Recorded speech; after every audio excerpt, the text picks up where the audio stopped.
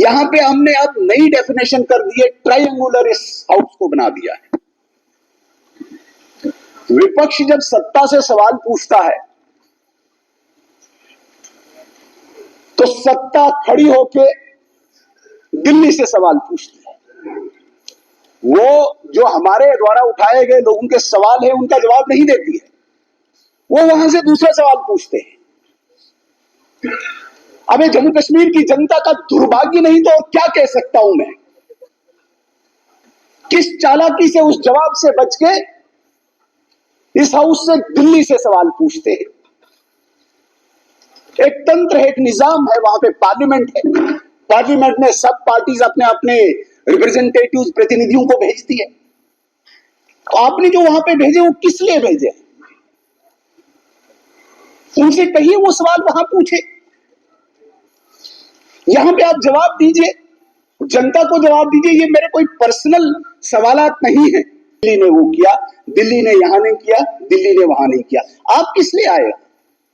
इस बात का जवाब दीजिए। क्या सिर्फ इतना कहने के लिए आपको जम्मू कश्मीर की जनता ने चुना था कि आप जाके असेंबली में ये कहो कि हम कुछ नहीं कर सकते, दिल्ली हमें करने नहीं देती, दिल्ली यहां पे रुका है, दिल्ली ने वहां पे रोका है। और वही सारी चीजें जब इस बजट स्पीच को हम पढ़ते हैं, मलाई खाने के लिए सरकार फिर आगे इस योजना का जिक्र, उस योजना का जिक्र। अगर इस बजट स्पीच को पूरा देखें तो 80% हवाला तो सिर्फ केंद्र की योजनाओं को दिया है। गलत नहीं है, ये अच्छी बात है, प्रशंसा करना भी अच्छी बात है, योजनाओं को अपनी बजट स्पीच में रिफ्लेक्ट करना भी अच्छी बात है। लेकिन अपना क्या किया वो भी बताओ ना। इस सरकार की जो जिम्मेदारी है वो दिल्ली निभाए, और जब सवाल पूछे तो वो सवाल भी दिल्ली को भेजे। सिर्फ तनख्वाह लेने के लिए या एंजॉय करने के लिए यहां पे थोड़ी हमें भेजा गया। जिम्मेदारी लेनी हो, कंधों पे जिम्मेदारी लेनी हो। हर सेक्शन, हर वर्ग हमारी तरफ आंख लगाए बैठा है, उम्मीद लगाए बैठा है। भारत सरकार पैसा देती है, हर साल देती है, हर राज्य को देती है। ऐसा नहीं कि सिर्फ जम्मू कश्मीर को देती है, और ऐसा भी नहीं है कि सबसे ज्यादा जम्मू कश्मीर को ही देती है, और भी राज्यों को देती है।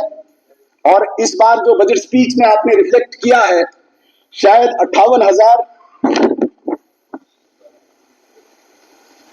58,000 कुछ करोड़ रुपए आपने जिक्र किया है कि ये सेंट्रल ग्रांट है, और इस 58,000 की सेंट्रल ग्रांट को हमने सारा रेवेन्यू एक्सपेंडिचर में डाल दिया है। हमारा total revenue expenditure 80,000 something crore का है, जिसमें जितनी सेंट्रल ग्रांट हमारे पास आई, सारी सेंट्रल ग्रांट को हमने रेवेन्यू एक्सपेंडिचर में डाल दिया है। कैपिटल एक्सपेंडिचर जो है वो सारा भारत सरकार की योजनाओं को बताया है हमने। हम क्या करें, कैपिटल एक्सपेंडिचर हम कहां से जनरेट करें, कोई कंक्रीट पॉलिसी नहीं, कोई विजन नहीं है इस सरकार का। विजन लेस गवर्नमेंट ये पहली बार हम देख रहे हैं। जिस भी सेक्टर को हम पढ़ते हैं, आपने बजट को घटा दिया है। जो गुजरा वर्ष 2025 का रहा, इतनी बाढ़ आई रूरल एरियाज में, ग्रामीण क्षेत्र में, मुझे लगा कि शायद थोड़ी सी तकलीफ, थोड़ा सा दर्द इस सरकार को होगा, ग्रामीण बजट को बढ़ाएंगे, उसको भी घटा दिया। कहां तो एक्स्ट्रा आपने करना चाहिए था। रूरल डिपार्टमेंट में उस विकास के लिए जो बजट ऑलरेडी पिछले साल था, उसे भी आपने कम कर दिया। दावे बड़े बड़े, वादे बड़े बड़े। 200 यूनिट बिजली, पिछली बार हमने ऑनरेबल सीएम साहब से कहा कि भाई ये मैनिफेस्टो है, अब ये खफा हो गए मैनिफेस्टो से भी। तो मेरे ख्याल से आज तक शायद किसी ने वो आईना नहीं दिखाया था, पहली बार दिखाया जा रहा है, इसलिए मैनिफेस्टो शायद अगली बार से न बने, वो भी योजना बने कोई। तो 200 यूनिट बिजली जो फ्री देने का था, कहीं पे भी आप लोगों ने जिक्र नहीं किया था कि ये सिर्फ एक पर्टिकुलर सेक्शन को दिया जाएगा। उस वक्त आपके जज्बात बुलंद थे, सरकार बनानी है, और उस वक्त आपने कहा हर एक को दिया जाएगा।